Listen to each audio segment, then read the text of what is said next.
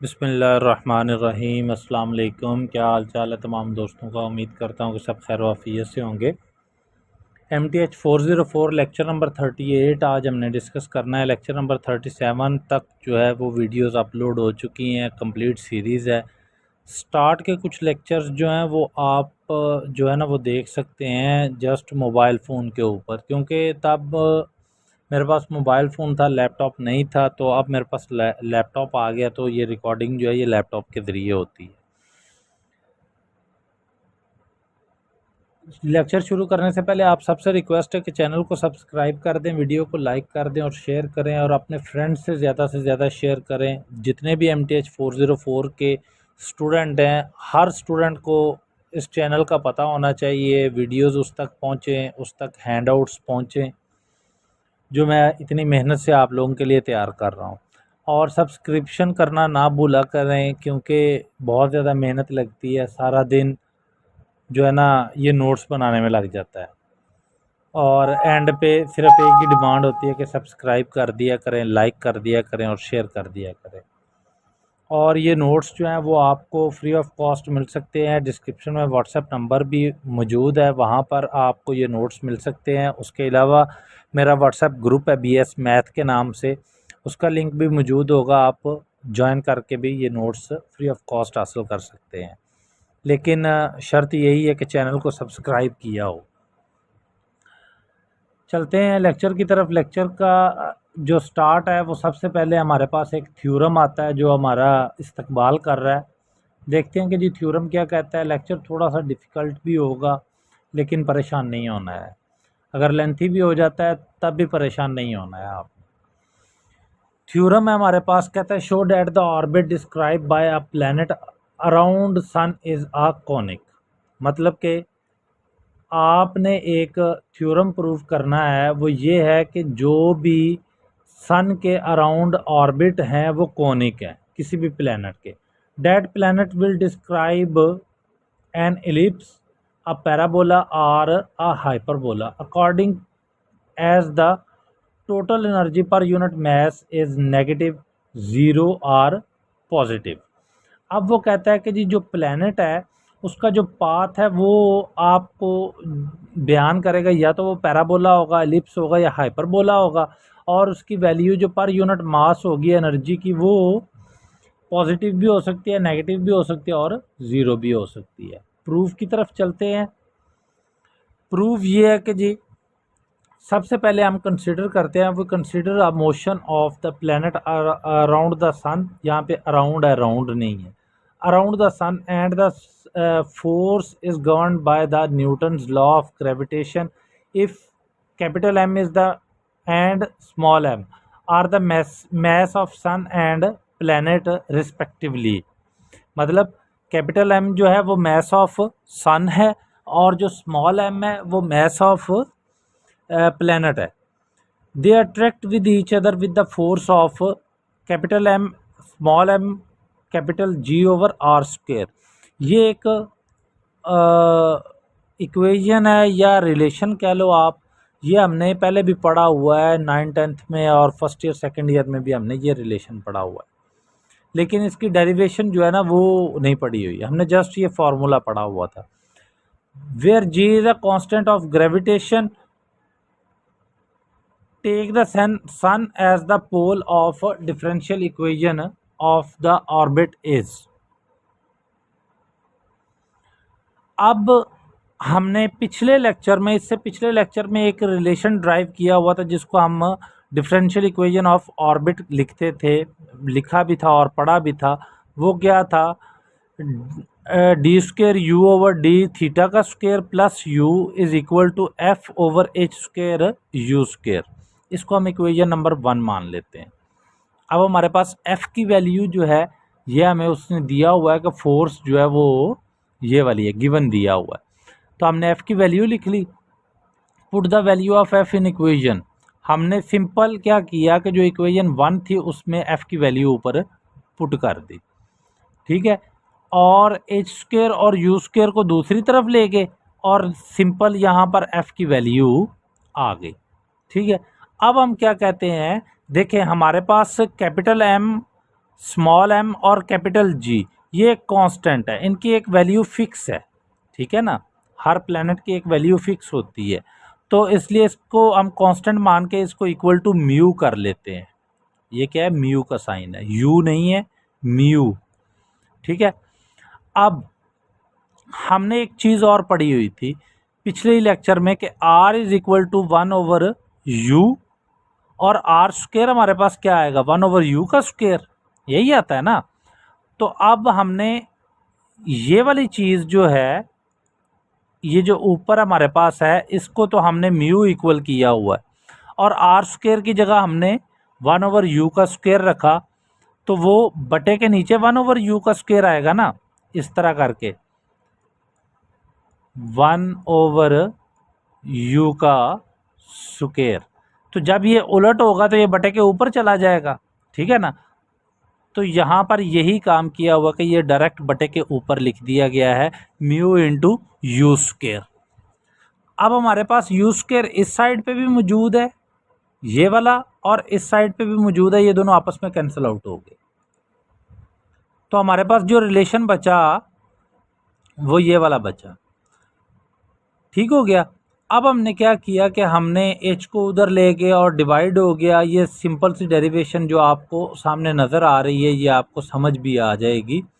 और हम दूसरी तरफ से म्यू ओवर एच स्क्वायर को इस तरफ ले आए और इक्वल टू 0 कर दिया हमने। As mu over H square is a constant, ये भी हमने पिछले लेक्चर में ड्राइव किया हुआ था कि एच स्क्वायर जो है, जो एच है वो हमने भी कांस्टेंट पिछले 2-3 लेक्चर्स में 35, 36 या 37 में, 35 में ये मेरे ख्याल से हमने ये इक्वल टू एच जो है वो हमने कांस्टेंट रखा हुआ था। R square D theta, R square theta single dot को हमने एच रखा हुआ था, ठीक है ना। तो ये एज ए कांस्टेंट हमारे पास बिहेव कर रहे हैं, ठीक हो गया। तो हमने क्या किया कि अब ज़रा देखें, यहाँ पर ये कांस्टेंट है हमारे पास म्यू ओवर एच स्क्वायर, तो यहाँ पर मैंने माइनस कर दिया म्यू ओवर एच स्क्वायर को, ठीक हो गया जी। यहाँ पर माइनस किया, मतलब कि ये जो है ना हमारे पास, इसको अगर माइनस करेंगे और इसकी डेरिवेशन करेंगे तो आपके पास आंसर 0 ही आएगा ना। तो u में से 0 माइनस कर दो तो बाकी 0 ही u ही बचता है ना, ठीक हो गया। तो ये u आ गया, और इधर यहाँ पर हमने ये वाला कर दिया, ठीक हो गया जी। अब ज़रा हम आगे चलते हैं। कैपिटल डी के बारे में भी मैंने आपको पिछले लेक्चर में बताया हुआ है, पिछले 2-3 लेक्चर्स में, कि कैपिटल डी से जो मुराद होता है ना वो ये है कि आपने डेरिवेशन ली हुई है। तो कैपिटल डी का स्क्वायर से मुराद के डबल डेरिवेटिव है, ठीक हो गया। तो अब हमने क्या किया कि हमने u minus mu over H square को कॉमन ले लिया, तो आपके पास क्या बच गया जी, डबल डी का स्क्वायर प्लस 1 और this value equal to 0। The above equation is in the auxiliary equation form, so the solution of the above equation we use differential equation।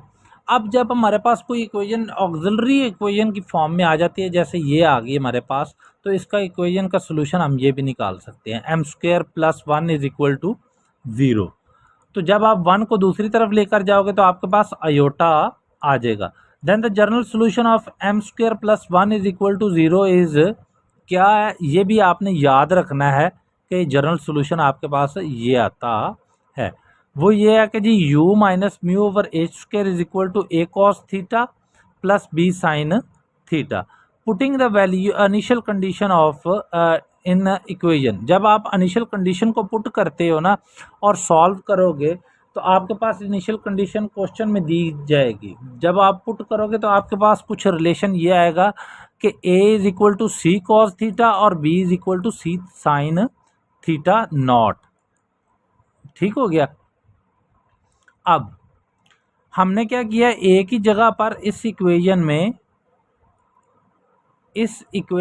a की जगह पर ये वाली वैल्यू रख दी और b की जगह पर ये वाली वैल्यू रख दी, जो कि ये है हमारे पास, ठीक हो गया। मैंने एरो कर दिया है इसको, ये वैल्यूज़ यहाँ पर हमने पुट कर दी हैं। यहाँ पर इस स्टेप में यही चीज़ आपको दिखाई जा रही है, ठीक हो गया। अब जब हमने ये वैल्यूज़ पुट कर दी हैं तो हमारे पास जो चीज़ बन रही है वो आ रही है u is equal to mu mu over H square को दूसरी तरफ ले आए plus C cos theta minus theta naught. ये हमारे पास एक जनरल फॉर्म होती है कि फॉर्मूला होता है। Here theta naught is the constant of integration and can be made zero by rotating the base line. तो थीटा नॉट जो है वो हमारे पास इक्वल टू ज़ीरो आ गया।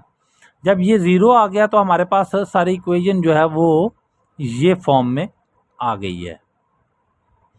ठीक है जी। अब ये भी हमने u is equal to 1/r जो है ये भी हमने पिछले लेक्चर्स में ही ड्राइव किया हुआ है कि r is equal to 1/u होता है। तो u किसके इक्वल आएगा, 1/r के आएगा। तो u की जगह पर हमने 1/r लिख दिया है और साथ में हमने क्या कर दिया कि म्यू एच स्क्वायर को हमने कॉमन ले लिया है। ठीक है, जब हमने कॉमन लिया है तो ऑब्वियसली इस पॉइंट के ऊपर तो म्यू एच स्क्वायर तो नहीं है ना। तो जब इस पॉइंट पे नहीं है तो आपने कॉमन लिया तो मल्टीप्लाई तो नहीं ना करोगे, आप डिवाइड ही करोगे ना। तो यहाँ पर ये म्यू एच स्क्वायर को यहाँ पर डिवाइड किया गया। ठीक हो गया यहाँ तक, उम्मीद है यहाँ तक आपको समझ आई होगी। अब हमने क्या किया कि म्यू एच स्क्वायर को दूसरी तरफ लेकर गए तो जो रकम वैल्यू जो थी मल्टीप्लाई हो रही थी वो डिवाइड हो गई और जो डिवाइड थी वो मल्टीप्लाई हो गई और आपके पास रिलेशन कुछ ये वाला ड्राइव हो गया। इसको हम सेकंड फॉर्म कह देते हैं। और जब हम इसको सेकंड इक्वेशन कहते हैं तो हमें पता है कि जी ये वाली इक्वेशन जो है H square over mu over R is equal to 1 plus H square mu C cos theta जो है ये हमारे पास एक कॉनिक का फॉर्मूला है। तो हमने प्रूव कर दिया कि जी हमारे पास जो कॉनिक है वो ड्राइव हो गया। लेकिन इस कॉनिक में क्या है कि जी thus the above equation is the orbit is a conic with one focus at the centre of force semi latus rectum equal to, हमारे पास ये जो है ये लेटस रेक्टम आ जाता है। और सॉरी ये वाला नहीं, ये वाला जो है ये लेटेस्ट सेक्टम आता है ऊपर वाली रकम, और जो नीचे दूसरी तरफ कॉस के साथ वैल्यू आ रही है हमारे पास इंसेंट्रिसिटी होती है। We can also compare above equation to the polar form of conic. जो हमारे पास कॉनिक की पोलर फॉर्म होती है वो होती है L over R is equal to 1 plus e cos theta. तो L जो है वो हमारे पास एच स्क्वायर ओवर म्यू आ गया, आर तो ऑलरेडी हमारे पास इस इक्वेशन में है जिसको देखकर हमने कहा कि जी ये हमारे पास कॉनिक की फॉर्म आ गई है। और ई की जगह पर मैंने आपको बता दिया कि ये वाली वैल्यू और ई को इसेंट्रिसिटी कहते हैं। अब हमने सॉल्व क्या करना है, अब हमने इसमें एनर्जी सॉल्व करनी है। ठीक है, एक दूसरा टॉपिक भी उसने नीचे दिया था कि एनर्जी भी आपने ड्राइव करनी है, उसी क्वेश्चन को ज़रा पढ़िएगा। तो हमने u is equal to mu H square plus C cos theta, इसको हमने a ले लिया और हमें पता है टोटल एनर्जी हमारे पास होती है kinetic energy plus potential energy. तो potential energy is equal to v और फॉर्मूला क्या होता है जी, v is equal to minus integral f r d r. F r, अब ज़रा इस साइड पे आना है, ये वाला जो साथ में लिखा हुआ है ये portion. F r is a central force per unit mass. तो f r is equal to f over m हो गया, पर मैस है ना, पर यूनिट मैस है तो मतलब कि मैस जो होगा वो बटे के नीचे आएगा। तो एफ की वैल्यू क्या है हमारे पास, G capital M small m over are square और डिवाइडेड बाय एम। ठीक हो गया। तो हमने इसको दूसरी तरफ ले जाएंगे तो इसको सिंप्लीफाई करेंगे, एम को एम से कैंसिल कर देंगे तो हमारे पास रिलेशन कुछ ये आ जाएगा, G M over are square. तो जी एम जो है ये एज ए कांस्टेंट हमने कंसीडर किया हुआ था जिसको हमने म्यू रखा हुआ था, तो हमने ये mu over are square find out कर लिया। अब वो कहता है कि negative sign show central force is attractive. जो सेंट्रल फोर्स है जिसकी वजह से वो आपस में जुड़े हुए हैं वो अट्रैक्टिव फोर्स है, उसने उसको खींच के रखा हुआ है, इसलिए ये नेगेटिव का साइन आएगा। अच्छा जी, अब हम क्या करते हैं कि जी एफ आर की जगह पर हम म्यू आर स्क्वायर रख लेते हैं और इसको सिंपल सा डेरिवेशन करते तो हमारे पास इंटीग्रेशन करते तो हमारे पास ये वाली वैल्यू आ जाएगी। ये कौन सी है, पोटेंशियल एनर्जी है। अब हमने काइनेटिक एनर्जी ड्राइव करनी है। Kinetic energy is equal to T is equal to half M V square होता है। तो एम जो है वो मैस तो हमारे पास पर यूनिट एरिया है ना, एक मैस है, मैस की वैल्यू कितनी है 1, ठीक है ना। तो 1 इंटू वी स्क्वायर आ गया, और वी स्क्वायर के आपने वेलोसिटी के जो है ना रेडियल और ट्रांसवर्स कंपोनेंट जो है वो लिख लिए, जो कि ये वाले हैं। R into R unit vector जो होता है ये हमारे पास रेडियल होता है, प्लस आर थीटा का सिंगल डॉट एस ये हमारे पास ट्रांसवर्स होता है। तो अब हमें तो वी स्क्वायर की चाहिए, तो मतलब वी इंटू वी कर लेंगे तो हमारे पास ये रिलेशन कुछ ड्राइव हो जाएगा। ये हमने इक्वेशन में पुट कर दिया और इसको सिंप्लीफाई करेंगे तो हमारे पास ये चीज़ आई हुई है। अब हमने टोटल एनर्जी फाइंड आउट करें, मतलब potential energy plus kinetic energy को हम ऐड करेंगे, और हमें पता है कि जी आर की वैल्यू हमारे पास 1/u होती है, या u की वैल्यू 1/r होती है, तो r की वैल्यू 1/u ही होगी ना। तो यहाँ पर r is equal to 1/u है, तो सिंगल डेरिवेटिव क्या होगा जी, माइनस 1/u का स्क्वायर du/dt, और du/dt को हम क्या लिख सकते हैं, du/d theta into D theta over D T. ये पिछले लेक्चर में भी मैंने आपको बताया था कि ये थीटा वाला ये इससे कैंसिल हो जाएगा, तो पीछे क्या बचेगा, du/dt हमारे पास बचेगा, ठीक है ना। तो हमने इस वाली रकम को, इस चीज़ को हमने थीटा डॉट रख लिया, और इसको हमने साथ एज इट इज़ लेकर चलते जाएंगे। ठीक हो गया जी यहाँ तक। अब आर स्क्वायर थीटा है हमारे पास सिंगल डॉट वाला, तो वो हमने एच के इक्वल रखा था, वो भी पिछले लेक्चर में मैंने बताया था कि एच के इक्वल होता है। तो आर स्क्वायर, अभी भी मैंने थोड़ी देर पहले आपको एक चीज़ बताई थी जहाँ पर एच आया था, एच स्क्वायर आया था स्टार्ट में, तो मैंने आपको कहा था कि जी आर स्क्वायर थीटा का थीटा डॉट जो होता है वो हमारे पास एच के इक्वल आता है। तो आर की वैल्यू, आर स्क्वायर की वैल्यू 1/u स्क्वायर रख दी, तो थीटा डॉट हमारे पास क्या आ गया जी, एच स्क्वायर आ गया। अब टोटल एनर्जी में हमने जो ड्राइव की हुई थी इक्वेशन उसमें ये वैल्यू पुट कर दी, ठीक है। पुट करके सिंप्लीफिकेशन करेंगे, मतलब 1/2 है ना, तो यहाँ पर एच स्क्वायर आ रहा है और यहाँ पर भी एच स्क्वायर आ रहा है, तो एच स्क्वायर को बाहर कॉमन ले लेंगे तो आपके पास यहाँ पर क्या बच जाएगा, du/d थीटा का स्क्वायर प्लस u की पावर 4 हो जानी थी ना, 2 ये और 2 ये 4 होनी थी, तो एक u स्क्वायर जो है वो कैंसिल आउट हो गया, तो पीछे आपके पास u स्क्वायर बच गया। तो u हमारे पास क्या है जी, ये भी हमने अभी ड्राइव किया हुआ थोड़ी देर पहले, μ/h² plus C cos theta, ये वैल्यू रखी और इसको हमने सिंप्लीफाई किया, तो हमारे पास एनर्जी जो है वो ये वाले रिलेशन में आ गई है, ठीक है। अब हमारे पास एक म्यू स्क्वायर पॉजिटिव का है और 2 म्यू स्क्वायर जो है वो नेगेटिव के हैं, तो माइनस करेंगे तो आपके पास ये वाली वैल्यू आएगी, और इसको सिंप्लीफाई करेंगे तो आपके पास जो इक्वेशन आ जाएगी वो ये वाली इक्वेशन आएगी, ठीक है। यहाँ से सी स्क्वायर की वैल्यू फाइंड आउट कर लें, सिंपल सा काम है कि दूसरी तरफ ले जाएं, और सी की वैल्यू फाइंड आउट करने के लिए आपने अंडर रूट ले लेना है। जब आप इसका अंडर रूट लेंगे और सी की वैल्यू को दोबारा हमने पुट कर देना है इस इक्वेशन में, ये जो हमारे पास कॉस वाली है, तो जब आप इसमें पुट करेंगे तो आपके पास जो फाइनल रिलेशन आ जाएगा ना वो ये वाला आएगा, ठीक है। As we know polar equation of conic क्या है जी, L/r is equal to 1 plus e cos theta, और 1/r जो है वो हमारे पास है 1/l, L इधर मल्टीप्लाई हो रहा है तो इधर आके डिवाइड होगा, तो 1 प्लस ई कॉस थीटा, इसको हमने d कह दिया। कंपेयरिंग कर ली सी और डी की, जब हमने कंपेयरिंग की तो L की वैल्यू भी फाइंड आउट होगी और इसेंट्रिसिटी की भी वैल्यू फाइंड आउट होगी। ये तो था जी आज का आपका लेक्चर, इसको थोड़ा सा शॉर्ट किया मैंने, कुछ डेरिवेशन थी, कुछ वैल्यू पुट करनी थी, वो मैंने आपको गाइड कर दी है, आप उसको देखकर वैल्यू पुट करके आसानी से ये काम कर सकते हो। ये एक बच्चों वाला काम है, कोई मतलब फार्मूला यूज़ नहीं हुआ, कोई कुछ नहीं हुआ, स्टेप बाय स्टेप था और स्टेप बाय स्टेप ही लिखा हुआ है। जस्ट कुछ स्टेप्स जो है वो मैंने स्किप इसलिए किए कि वीडियो बहुत ज़्यादा लॉन्ग हो रही थी। तो इंशाल्लाह मिलते हैं जल्दी नेक्स्ट वीडियो के साथ।